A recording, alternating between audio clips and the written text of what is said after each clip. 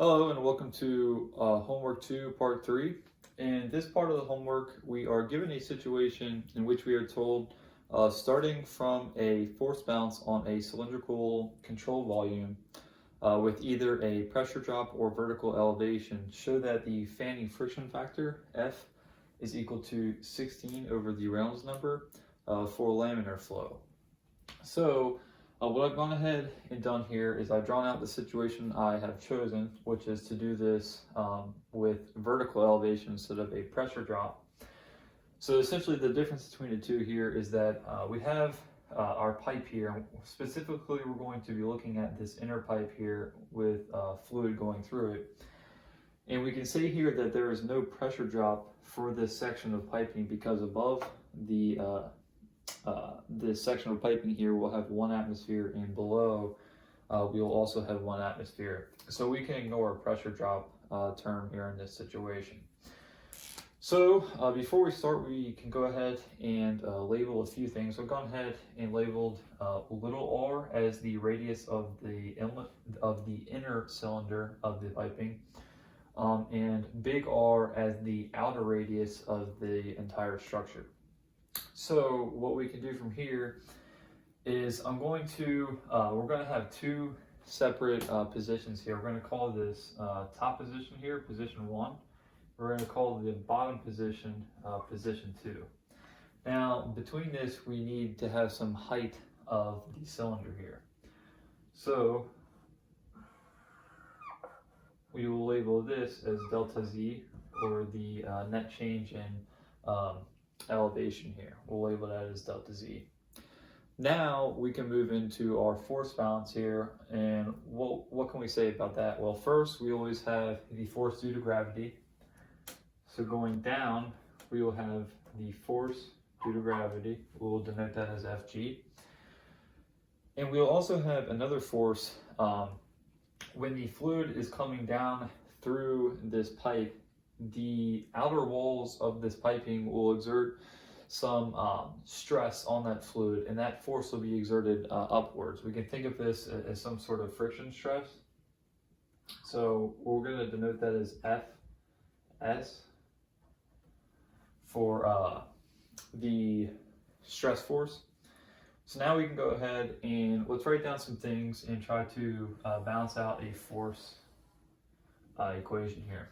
So looking at the force due to gravity here, this will be rho times the volume here, and the volume we know will be pi r squared, and we also need to multiply that by the height. Well, the height here will be delta Z, so we'll have pi r squared delta Z, and then lastly multiplying by the gravitational constant G.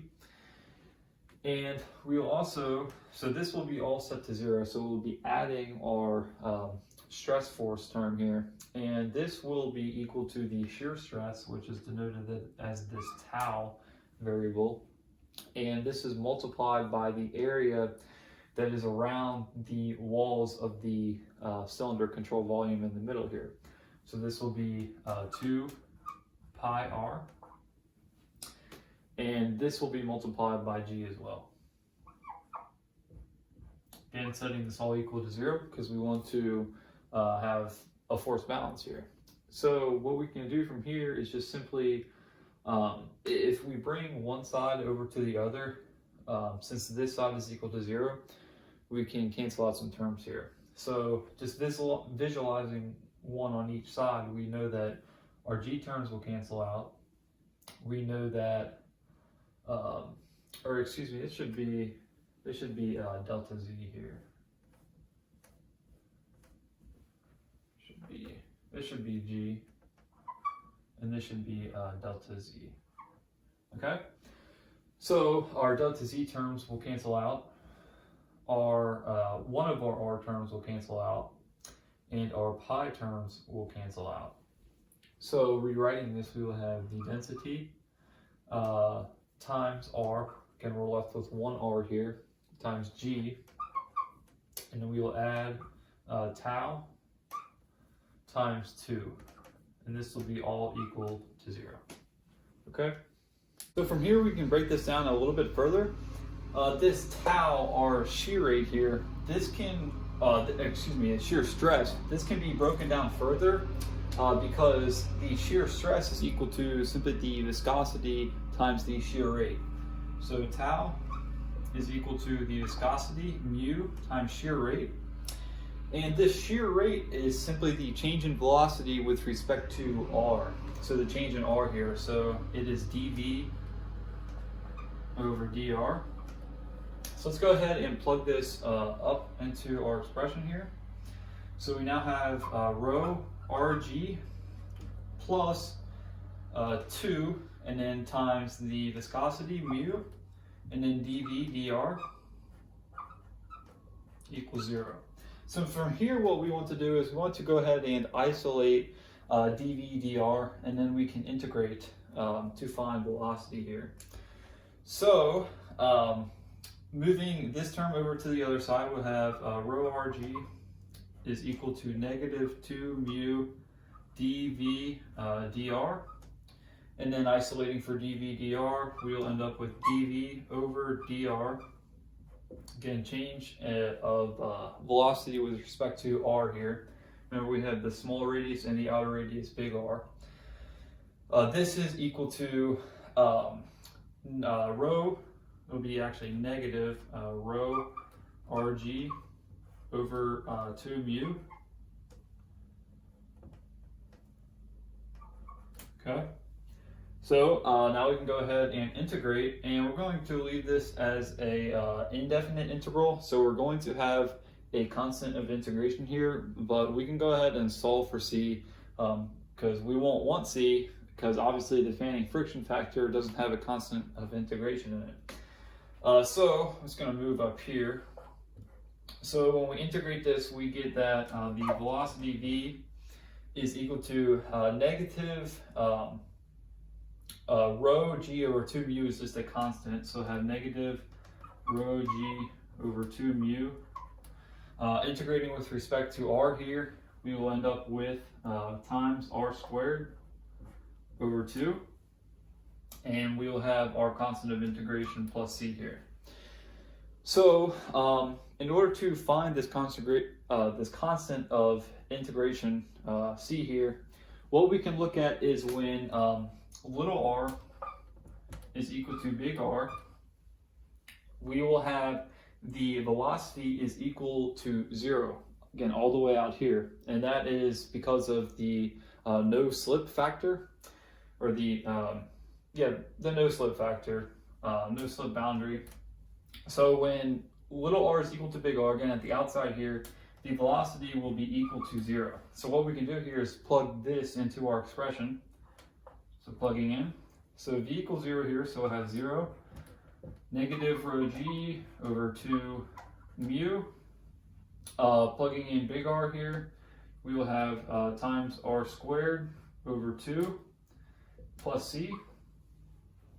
I'm going to move this out of the way here. So we can move c over to the other side, and what we'll end up with is that c is equal to positive rho g big R squared over 4 times mu. Now, if you can follow this, when we started solving for c here up here, we now will go ahead and plug in for c. So I'm going to do this over here. So just simply plugging in for c, we will get that v velocity is equal to negative, not a double negative, it's equal to negative rho g over 2 mu times r squared over 2, and then plus rho g r squared over 4 mu. Okay? So to simplify this down further, what we can do, I'm going to pull out, we will have a rho g over 4 mu as a constant term to pull out. And what we will be left with is big R squared minus little r squared, taking into account the negative there. So now we have an equation for velocity. I'm going to go ahead and erase this just so we have more room here. Yeah, I'm going to erase this. I'll write this at the top here. So we have velocity is equal to rho g over 4 mu times big R squared minus little r squared. So now, since we have an expression for the velocity, since we are taking a look at laminar flow here, obviously we will need to take into account at some point the volumetric flow rate Q. So we know that Q in its simplest form is equal to the velocity times the area. So what we can do here is we have an expression for the velocity. However, in our pipe here, in this section of piping, we're going to have a different amount of area depending on where we are in the pipe. So all we need to do is integrate this differential change in area, and I'll show you how we'll do this here. So we'll have Q is equal to the integral of V dA first, taking it step by step, and we'll have V. So what we can imagine here is that if we put a bunch of rings essentially and build them all up, not rings but shells all the way up, so one here, one here, one here, one here, and add all of these up, knowing the circumference and knowing that we have a differential change in radius r, we can say that the circumference is a constant term, so 2 pi r, and we know that there is a differential change in radius, so we can integrate with respect to radius here. And we will be integrating from 0 all the way to big R here. So now I'm going to go ahead and plug in our velocity equation here. So Q is equal to integral of little r, or excuse me, 0 to big R. Plugging in our velocity, we have rho g over 4 mu times r squared minus little r squared. This is multiplied by 2 pi r dr. So now we can simplify this down a little bit. We have 2 and 4 here. So if I rewrite this, I'm going to bring our constants out of the integral just so it makes it a little bit easier here. So we still have rho g. This will now be 2 mu, and we will be left with, let's see here, me taking the integral here, big R squared minus R squared times, pi will be out here, times R dr. Bringing in the R, and I'm going to do this up here, we will have that Q is equal to rho g pi over 2 mu times the integral from 0 to r of, let's see here, r squared, little r, minus r cubed dr. So we can go ahead and evaluate this integral here. So we will now have Q is equal to rho g pi over 2 mu. Now taking the integral here, so integrating, we will have, let's see here, we will have big R squared times little r squared, and then dividing by 2. So all of this divided by 2. Then minus little r to the 4th over 4. And this will be evaluated at 0 to r here, big R. Okay? So I'm going to come down from here, just so we keep track of where we're going here. So now we can evaluate. So this is still Q here, flow rate. This is equal to rho g pi over 2 mu, excuse me. And now integrating at r, we will have r to the 4th over 2 minus big R to the 4th over 4, plugging in for little r there. And we can simplify this a little bit further. We have common terms in the numerator, so we can think of this as 1/2 minus 1/4 here. So we'll have our constant outside still. So rho g pi over 2 mu, and this will be r to the 4th minus 4, subtracting those two. Simplifying this down even further, we will be left with rho g pi over 8 mu, and we still have our r to the 4th on the top. Now, we have this flow rate here expressed in terms of the outer radius here, r. Now, if we want to express this in terms of diameter, we know that the radius is obviously half of the diameter. So if we were to plug this in here, what we would have is a factor of 16 here. Again, plugging in for diameter. So if you want to have it in terms of diameter, multiplying the bottom here, we would still have our rho g pi. Now we would have d to the 4th, and now we would have 128 mu on the bottom here. So this is basically the flow rate here, and we've got it down pretty simply here, and we have it expressed in diameter. We also have it expressed in outer radius r here if we need that as well. So where can we move from here? So it's important here that we don't forget where we're going, what we're solving for, which is ultimately an expression that relates both the fanning friction factor and the Reynolds number together in one expression. So we know that the Reynolds number is equal to rho vd over mu. So let's go ahead and write that down just so we don't forget what the end goal is here. So rho vd over mu.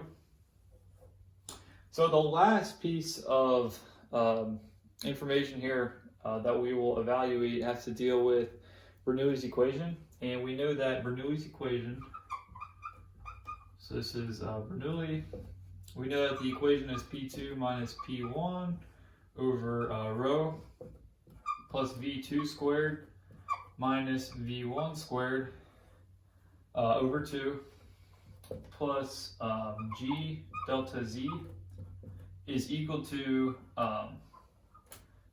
the negative of the frictional heating here. So that's the Greek letter for frictional heating.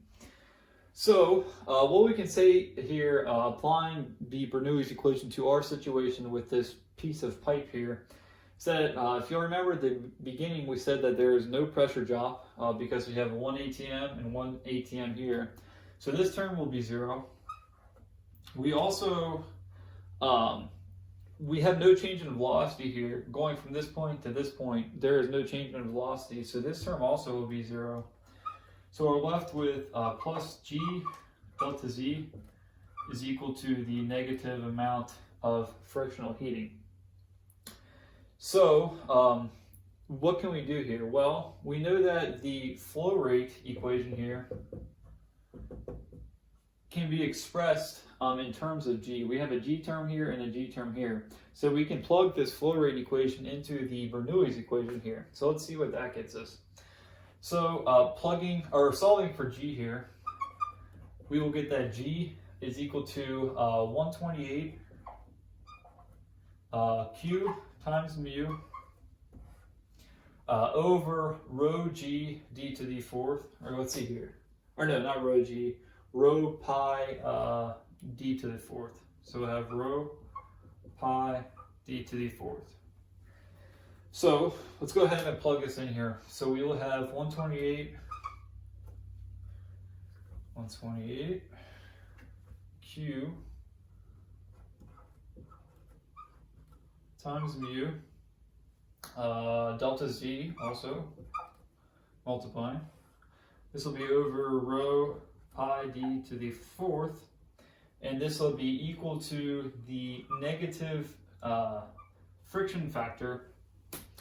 However, what we can say here is that we can actually take this this negative away actually Because if you look at delta Z here, since we are going again from position 1 to position 2, it's a drop in altitude here. So delta Z will be a negative term, and if we have a negative term for the frictional heating, those two negative terms will cancel out. So we can just keep this as a positive expression for now. So now what we can do is we can write out an expression relating the frictional heating to the fanning friction factor. And that expression is that the frictional heating is equal to 4 times the fanning friction factor times delta X, which is the pipe length, and that pipe length here, over D, and this is times velocity squared over 2. So what we want to do here, since we have an expression here for the frictional heating here, we can plug this in on the other side and set these equal. So we'll have 128 Q mu delta Z over rho pi d to the 4th. This is equal to the 4 and the 2 will go ahead and cancel out. So we'll have 2f delta x v squared over d. Now we can go ahead and start canceling out terms here. So we have some constants that will cancel out. We have the diameters. And looking at this delta Z and delta X, I said that for this expression here, delta X is pipe length. Well, delta Z here is also pipe length. In this problem, since we took the route where we have a change in elevation, we wrote it as delta Z, because Z is usually denoted for elevation. However, this delta Z here, if you'll notice, is also equal to the length of the pipe that we're taking a look at here. So these terms are essentially equal. So when we bring them over to one side, one will be divided by the other, so they will cancel out. So canceling and also solving for f here, we will get 64, bringing the 2 over, 64 q times mu over rho pi d to the 3rd, because we have a d on this side. And then dividing by v squared, this will equal f. So I'm going to go ahead and give us a little bit more room here and erase Bernoulli's equation. So we have 64 q times mu over rho pi d cubed v squared equals f. So ultimately, what we are asked to get is that the fanning friction factor is equal to 16 over the Reynolds number. Now again, we know that the Reynolds number is rho vd over mu. So we notice here we have a q value here, and we also have d cubed and v squared. So if we want to get it in terms of the Reynolds number, we would obviously need to get rid of these terms here. So all we can do is we can take a look at q here, and we know that q, again, the flow rate is equal to the velocity times the area, or writing it in terms of the area in terms of diameter, we'll have velocity times pi d to the, let's see here, d squared, right, over 4. So we can go ahead and plug this in for q. So we have 64 v pi d squared. This is divided by 4 rho pi d cubed v squared. That's all equal to the fanning friction factor f here. So we see that pi and pi cancel. We are left with one diameter here on the bottom. We're left with one velocity v here on the bottom. And this 64 over 4 is equal to 16. So what we get here is that the fanning friction factor is indeed equal to 16 over the Reynolds number. Now, since we have, let's see, this is actually mu up here too. So we have mu over rho d and v, so it's just the inverse of the Reynolds number, but we do have that the fanning friction factor is 16 over the Reynolds number. So we have now found this to be true for cases of laminar flow. So that will conclude this video. Thank you for watching.